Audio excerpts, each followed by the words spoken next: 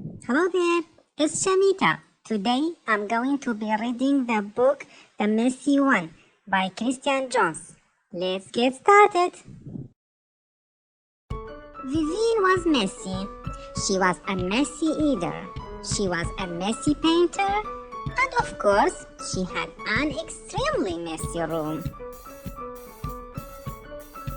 It bothered her mom. Vivienne! It bothered her dad. Oh, Vivienne. It bothered her sister.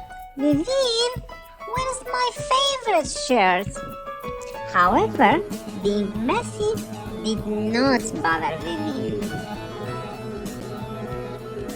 Vivienne was very proud of being messy. She was so proud that she made a special necklace declaring this fact. Vivienne wore her necklace every day. It was her favorite accessory, and she rarely left home without it. But on one especially messy morning, Vivienne could not find her special necklace. She searched high, she searched low. Vivienne searched every room in the house. Well, every room except one. Vivienne knew what she had to do.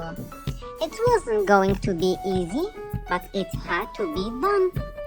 Stand back, everyone, she yelled. I can do this. And with great determination, Vivienne started to clean her room. And when sweat dripped in her eyes, did Vivienne quit? No! She wiped that sweat away and kept cleaning. Vivienne folded a mountain of clothes, and when that mountain tumbled on top of her, did Vivienne quit? No! She picked everything up and started again. Vivienne gathered piles and piles of toys, and when she slipped on one of her little cars, did Vivienne quit? No! She dusted herself off and forged ahead. After a full afternoon of sweat, tears, and cleaning, Vivienne was finally finished. Her entire room was clean. I did it! Vivienne yelled in delight. And where did Vivienne find her special necklace? It was in her jewelry box, right where it belonged.